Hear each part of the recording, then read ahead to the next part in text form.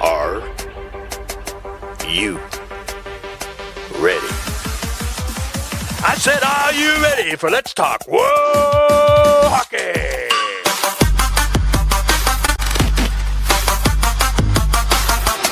And now, here are our hosts, Beth and Zach. What's going on, everybody? Welcome in to episode 46 of Let's Talk Whoa Hockey. Of course, it is WoShow day, so we are here to talk all WoHo all night long. I'm your girl, Beth, joined as always by my dude, Zach. And as always, we are brought to you by our friends at 5 in a Game Sports Network. How you doing today, buddy? Doing good. Can't complain. It's a crazy day at work today, but other than that, not too bad. You know, hockey's back. You know, no more breaks. Of course, football's over, but no one really cares about that. Yay! Everyone's like, "Oh, it's baseball season." No, hockey season's still going on right now. So let's keep our priorities straight. Yeah, no one cares about spring training baseball. It's like hockey is still good. It's still a thing. It's still hockey season, everybody. Like, football season might be over, but baseball has not even been close to starting yet. It is still hockey season. Yeah, like people are like, people are like, "Oh, baseball's next." No, but like hockey is still going on. Basketball is still going on. Like college. I mean, now I'm excited about college. I mean, I'm more excited for college baseball than the actual like MLB because I mean it's college. It's going to be absolutely insane. But it's just like, let's pump the brakes. Hockey season still. Like I even made a tweet last night. It was like when the Super Bowl ends, it's still hockey season, and it was like a gif of a guy going, "Oh no." Anyway, it's just like, okay, cool. It's like it's hockey, but how are you doing though? I'm doing good. Today's been like the Mondayest Monday of all Mondays, but then my day got better because I went to the chiropractor and got my spine smashed in like 11 million places. He snapped my neck in a way that I'm pretty sure would like murder someone in a movie. As I just popped my neck on both sides. And it's I got like he turned me like this way, and I got like 7 pops, and it was just like, oh. Honestly, I've never been to a chiropractor, and I kind of want to go just to see like what it's like to get absolutely like just like crunched like a bag of chips. Highly recommend. Like, it was funny because I hadn't gone in a while because the app that they use notifies you like an hour before you have an appointment. Well, somehow that got turned off, so I had missed a couple of appointments, not realizing that I had missed a couple of appointments, and.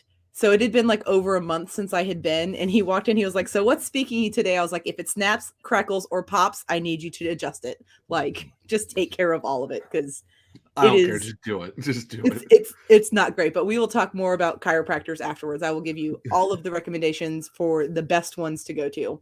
But it's WoShow time. So this weekend, there was only 2 teams playing out of the whole PHF, and it was worth it because we had a Battle of Canada weekend.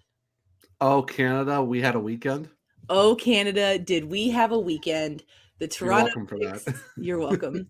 The Toronto Six and the Montreal Force were the only 2 teams playing in the PHF this weekend, and the games were chef's kiss amazing. So we'll start with Saturday afternoon.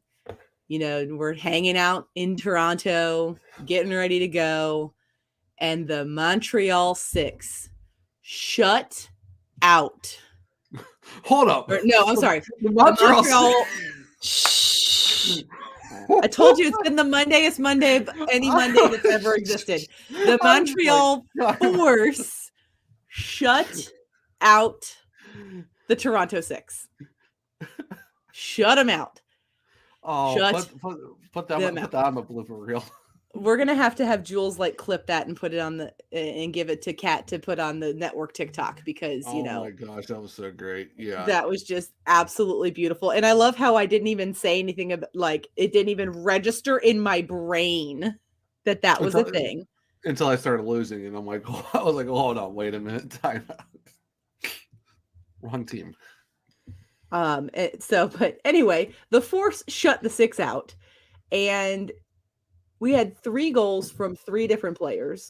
We had Samantha Isbell, Sarah Lafour, and Sophie Batty. netting goals on Saturday. And honestly, the penalty summary wasn't that awful. There were a total of 14 penalty minutes in the entire game. The second period was penalty-less. It was not a spicy game, but man, it was a good game. Like, if you missed it, see if the replay is on ESPN Plus, because it was absolutely amazing. And so, I mean, it was a great game to watch. I mean, Elaine truly stood on her head to try to prevent, her team from losing. She did end up getting the second star of the game with 31 saves. It was just a good goal. The Six put up 22 shots in the second period, guys. 22 shots. 22 in one period. That's a lot of shots. That's a lot of biscuits going to the basket. Obviously, the number one star of that game had to be Trisha DeGuyer. She had 39 saves. And a shutout. When you get a 39 save shutty, it's kind of it's kind of well known that you're going to get the first stars as a goalie, because oh, for sure. And I mean, come on. We had goalies as the number one and number two star of the game. It was a phenomenal game. It was well played. It wasn't super spicy. Both teams played their game, and Toronto just played their game, did not play their game to perfection. Montreal, it was like, remember beginning of this PHF season when the Force started announcing signings and Zach and I were like, whew, this team is going to be a force to be reckoned with. They showed up on Saturday. Yeah, Montreal is going to be a problem for a little while now, and it's kind of like, okay, things are going to be very interesting, especially for the Battle of Canada. Like, what they should do, because how they should make a little series for the season, because they have a season series. Whoever has the better season series, someone gets the Canada Cup or something like that, or the Canada Trophy, because the thing. Other sports, but for Ohio, for the Guardians and the Reds, they have the Ohio Cup. So they have it's the Battle of I-71 or whatever it is. There's two different names for it, but it's an actual trophy with both teams' logos, and it's whole thing. How cool would that be though if the PH is here we go, we're gonna have the women's version of the Canada Cup, or a Canada X, name the Marie Poulin Trophy or something, or just name it some whatever famous Canadian women's hockey player. Here's your trophy. Whoever has the best record at the end of the season. Here's the Manon Rayom Canada Cup. Congratulations. Yeah, you have the better record. Let's say you went 4-3 this season. Let's say they played 7 games. You went 4-3. Here's your cup. Congratulations. Yeah. Or if it's a tie, whoever won it last year gets the automatic tiebreaker, whatever it is. They can work it out. But I think that'd be kind of cool if they kind of had something like that for Toronto and Montreal's here's your trophy and that's it. That would be amazing if we were able to make that work. Imagine we get more teams in Canada on top of that. Calgary comes in, Vancouver. I think we might be a little bit away.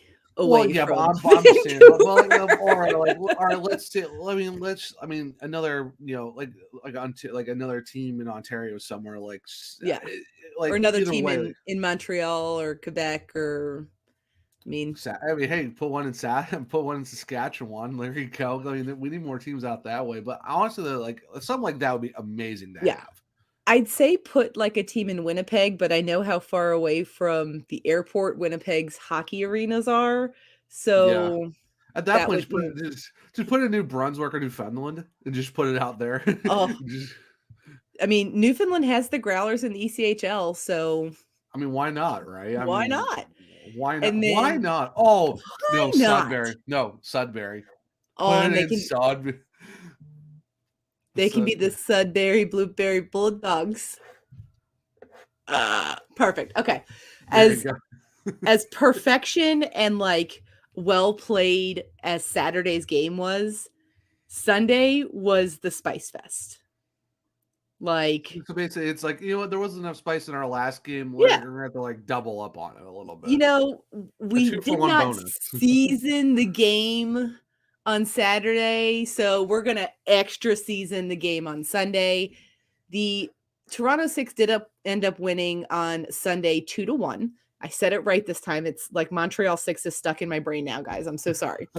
And it was, there was back and forth scoring. So all of the goals were scored before the second period was over. So the third period was 100% a battle. Cheyenne Darkangelo net one for the Toronto 6 to open up the scoring. Then we had Alexandra LaBelle score for the Force. And then we had Brianne Wilson-Bennett net one for the Toronto 6. And that's it for the scoring. But then there were over 20 minutes of penalty minutes in this game. And a lot of them are for things like roughing and body checking. Yeah, I don't think you're allowed to do that. Yeah. So the first penalties of the game were coincidental minors for roughing. There were 4 body checking penalties throughout the game. Things were spicy. Well, so it was like body checking on both sides, or was it mostly one side that was doing a lot of the body checking? Body checking on both sides. We got 2 and 2. Oh, hey, at least they made it perfectly even as it should be. And none of them were coincidental minors either. So it was just a body checking each time it was called. There wasn't interference. So towards the end of the second period, Lindsay Eastwood got called for body checking and Alexandra LaBelle got called for interference at the same time, but it was like one led to the other kind of a situation. Very interesting, Lindsay. That's very interesting. Lindsay Eastwood, who did score the first 6 goal ever, got hit with a body checking penalty. Like, she is tall too. She is a big defenseman. She is tall, and I mean that should give you an idea of where the spice level was in this game when your big defenders are getting involved and getting called on penalties. A little bit, yeah. Spicy. It was a spicy meatball. But watch out for double 4. She's coming for you. What I mean, you got to watch out. She's got 14 penalty minutes on the season. That's not a lot, though. I mean, that's kind of that's. Let's talk about the Riveters in general. I think you got like 3 of those players might double that. Let's be honest a little bit here. Like 14 is nothing. It's like 30. A drop in the bucket. Drop 30, then we're like, all right, that's a little much, but exactly. And then that's all of the game action we had this weekend. So we're just gonna take a quick peek at what's coming up this weekend. I'm super excited. We got 6 teams playing this weekend. We got 3 games on Saturday, 3 games on Sunday. The Buffalo Buttes are going to make the trek over to Richfield Ice Arena to face off with the Minnesota Whitecaps. Saturday, their game is at 7 p.m. Eastern. And Sunday, they are playing at 2 p.m. Eastern. The Toronto 6 are traveling down to good old Connecticut to face our Whale. We've got a 7 p.m. start on Saturday and a 12 p.m. start on Sunday. So some early hockey on Sunday for us Whale fans. And then the Montreal Force are rolling into Boston to face the Pride. They face off Saturday at 8 p.m. and then on Sunday at 3 p.m. So there is a good spread on Sunday for game times. You should be able to watch the 6 Whale and the Buttes Whitecaps one after the other. There's about a 2-hour gap there. There may be some overlap, obviously. Yeah. But there's a whole lot of overlap on Saturday, and it really makes me wish that ESPN Plus had the multi-screen view that NHL TV had. That is the only thing I miss about NHL TV. Multi-screen view was next level. Yeah, now it's like multi devices to make it work. Even then, sometimes it's kind of like, yeah. Now it's like, I don't want to switch back and forth. I just want to watch one game on 3 different parts of my television. Come on, get it together, ESPN. You're asking. It's ESPN. You're asking too much, especially about hockey. No, come on, you're asking too much here. Look, there are times where I go and peek on like ESPN's Instagram feed, and you have to dig for hockey content because it just doesn't exist. And it's like, come on. I am shocked. I am so shocked. We do have some PHF roster moves that have happened this past week. A lot of them involve the Whitecaps. Unfortunately, their goaltender, Amanda Laville, has been placed on LTIR. It is retroactive to the 9th of February due to an upper body injury. Because of that, they did sign a new tendy, and we love new tendies. They have signed... hold on. I skipped a part. The Whitecaps also have had a mutual contract release with Megan Payson. It was at her request, so they have terminated that agreement. And the Whitecaps have signed 2 new players because of that. So they signed goaltender Chantel Burke and forward Taylor Went to 1-year contracts that will go through the rest of this season.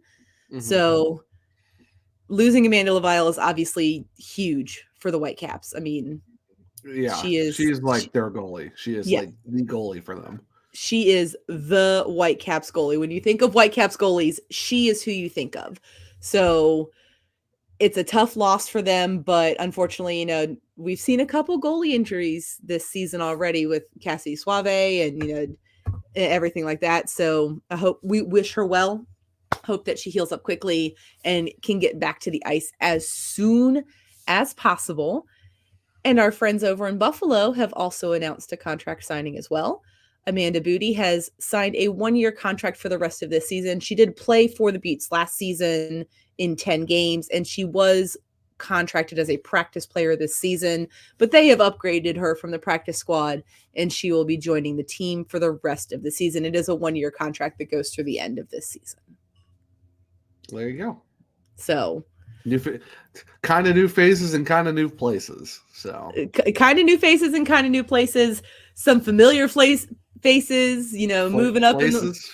Look, Monday is Monday of all Mondays, okay? Yeah, this day is just absolutely eating you off. It is. It absolutely is. Oh my word. It's like it doesn't give me any hope for the rest of this week, if I'm being 100% honest.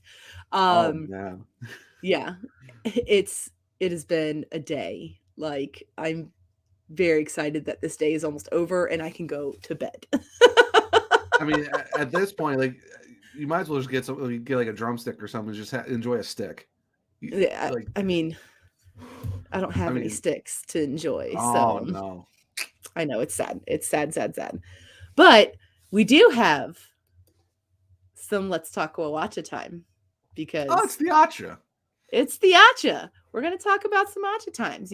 They've had several games occurring over the week. We actually had some Thursday hockey in the WoACHA world, which is not something that you see often since it is club hockey. They do typically play only on the weekends because of school schedules, etc. Mm-hmm. So if we head over to Women's Division I hockey, our friends at the University of Michigan Dearborn faced off against Adrian College, and they were at home. They were at the UMD Fieldhouse in Dearborn, Michigan.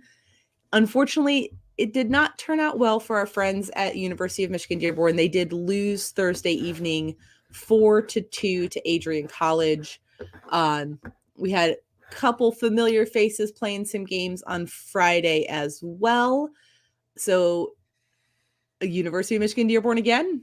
They played on Friday. They had a nice back-to-back, this time against Miami University, and they did squeak the win out on Friday 5-3. And we head on over to Saturday. Our friends at Lake Superior State did face off against the University of Minnesota WoACHA team.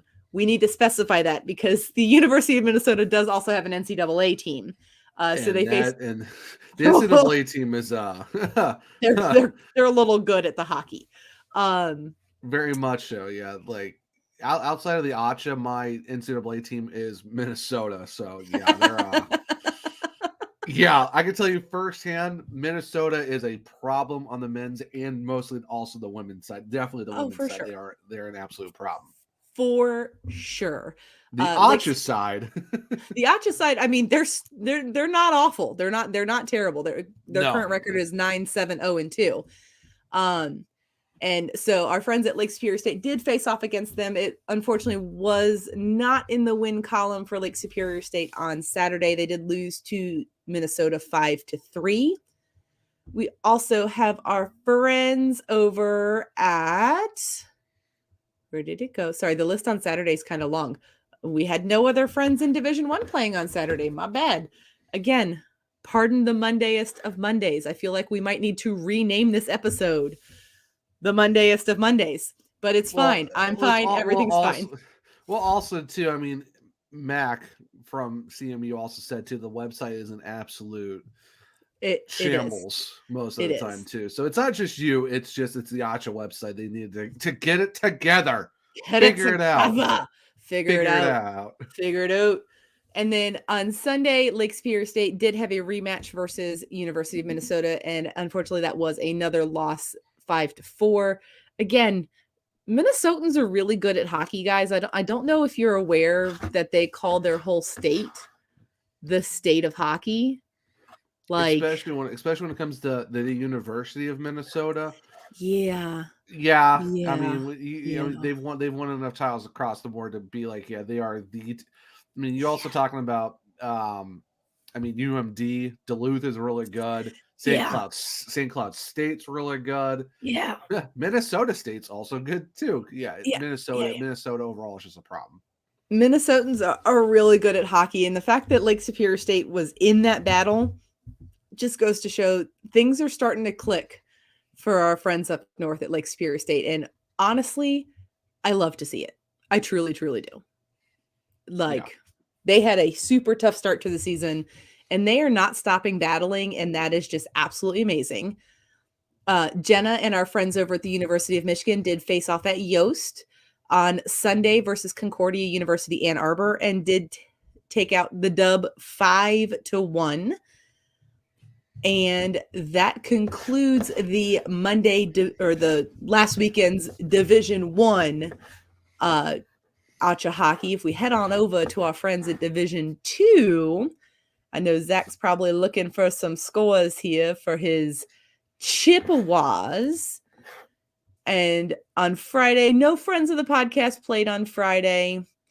I'm trying to see. Zach, do you know CMU schedule? Did they play this weekend? They did not, because I did not get any updates on Twitter because I have those notifications turned on for my CMU chips, and no. Look at you. I mean, come on! Like, how you gotta keep the team? Something, I mean, between that and YouTube, believe me, I'm pretty on top of my chips. Oh, you're on it? Are you on it? I'm on it. I mean, it's the chips. I mean, hello, fire up the chips, baby. I know how it goes. So we did not have any. No hockey. We didn't have any Division 2 WoACHA hockey going on, but we're going to take a quick peek at the standings because obviously nothing from Tech either. And you know, my heart and Zach's heart hurt when our women's WoACHA teams have a bye week. We don't love it at all. Yeah, CMU hasn't played for a couple. I think after our episode with Mac, they haven't really played in a couple weeks. They only have like 2 games left too, so it's kind of a stretch of just sitting there waiting. I mean, I gotta know how their things are going to play out in terms of they're going to make the playoffs or not, because I know it's the WoACHA. It makes no sense, even though records. The WoACHA like playoff situation kind of reminds me of like whose line is it anyway? We're like where everything is made up and the points don't matter. Yeah, it's like where the records do somewhat matter, but they still somehow don't make no sense. Yeah. So looking over at the standings for Division 1, Roll Tech, baby, because they are still sitting high at the number 1 spot in Women's Division 1. Our friends over at University of Michigan are rocking in the 4 spot as well. And if we scroll down just a little bit, we see our friends at University of Michigan Dearborn rocking in at number 12. And taking a peek down here as we get to Lake Superior State, they are still holding strong in 26th. And they still have a positive goal differential, which doesn't happen again until like 6 spots above them in the rankings. The next positive goal differential is in 19th place, so 7 spots. So they're scoring goals, just got to figure it out. And it'll come. It will come. They've already figured some of it out, and we love to see that. I can't wait to see more of that coming as the season rolls to a close here. If we swing on over to Division 2 and take a peek at the standings. We do have our friends at CMU hopping in at number 12. And again, there's a lot. They have 4 games in hand from the top 2 positions. They've played 16, top 2 have played 20. So there's a lot of games in hand situation going on here. They do have a 750 win percentage, which is pretty phenomenal. Sioux College is still holding tight at undefeated and 20-0-0 for the season. Sioux College is just... Yeah, they're just stupid good. I feel like WoACHA hockey needs to have like relegation and shake things up a little bit, but that's just me. That's just my personal opinion. It's fine. I'm fine. Everything's fine. I've been watching Ted Lasso again in case you were wondering. You got believe. I have a believe shirt. Believe. Kind of. I feel like I want to make a believe poster for my wall. Just get yellow construction paper and just write believe on it and just stick it up on the door. I might actually have yellow construction paper. How am I not surprised? I used to teach preschool, okay? I have all sorts of arts and crafts supplies. Our friends at Bowling Green are rolling in at 44th place. And let's see. That pretty much covers all of the friends of the podcast. Again, we always love to give the Let's Talk WoA Hockey bump. If you are a member of a women's college hockey team and you would like to benefit from the college WoA Hockey Let's Talk WoACHA bump, please hit us up on our socials. They've been scrolling across the bottom of this video the whole time we've been here. On Instagram and Twitter, you can shoot us a DM over at Talk WoA Hockey Pod. Make sure that you follow us and stuff too, because we like to interact and talk with you. We generally follow everybody back too. Subscribe, hit the bell. That's not Twitter and Instagram, Zachary. Though you can hit the bell on Twitter at least, I think. Well, you can turn the notifications on Twitter and Instagram. So see, I wasn't wrong. You weren't wrong, but it's fine. And then on YouTube, it's Monday. It is so Monday. On YouTube, make sure you're giving us a follow so you can see our beautiful faces twice a week. And that is at Let's Talk WoA Hockey. There are no spaces. It is just the @ and Let's Talk WoA Hockey. If you need more information because you're listening and you can't read it right now, it is youtube.com/@ Let's Talk WoA Hockey. That'll get you there. So there wasn't a lot of WoHo this weekend, guys. And it makes me sad. A very short episode this week. A super short episode, which makes me sad. But at the same point in time, I need to shake off this Monday. That was the Mondayest Monday of all Mondays. There you go. So we will be back on Thursday. But before we leave, you beautiful people, Zachary is shaking his head no at me. So apparently he and I need to have a conversation. So before we leave, you beautiful people, and I talked to Zach about why he's shaking his head at me. Zachary, where can the humans find you on the internet? Depending on how our conversation goes, you can find me at One True Zach on Twitter. That's Only True Zach. It's spelled out like the number one, not the number one itself, like the Oneaters. You can find me on Instagram at ZachRMartin22, where I do a whole plethora of different hobby stuff that I like D&D. Hockey's also in there, and a whole bunch of other nonsensical nonsense of stuff. If you're looking for I do write articles. I do talk about hockey. That's not WoHo or Hawks related. It's the Charlotte Checkers over at Field Pass Hockey. On Twitter, it's FPH Checkers.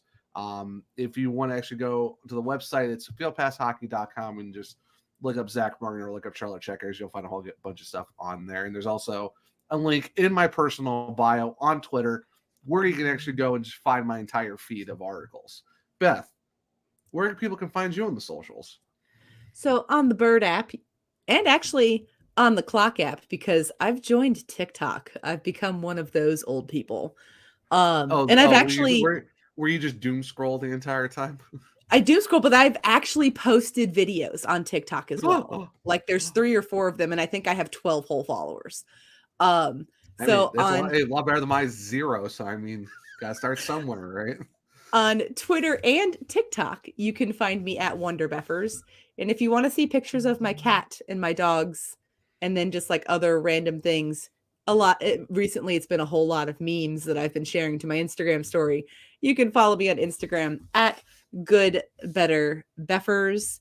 And of course, I wonder though if people will wonder what happened to the Oneaters when they're looking at Wonder Beffers on Twitter and TikTok. So I mean, it's true because it makes you wonder. It makes you wonder what happened to the Oneaters. It does make you wonder because unlike my co-host, I do not use the number 1. It is like the word wonderful, which is why you must wonder what happened to the Oneaters because it's so close, yet so far.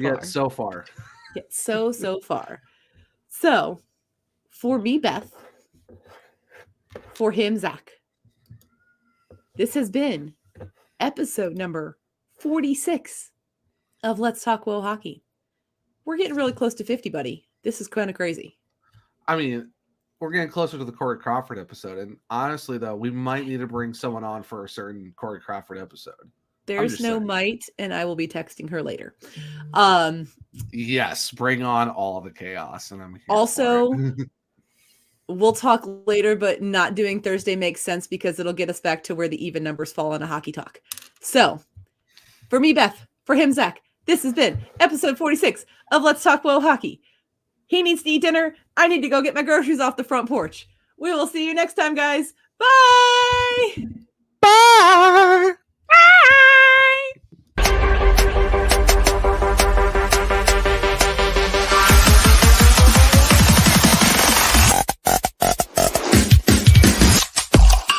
Thank you for watching this 5 in a Game Sports Network podcast. Now avoid the selfie and go enjoy your game misconduct.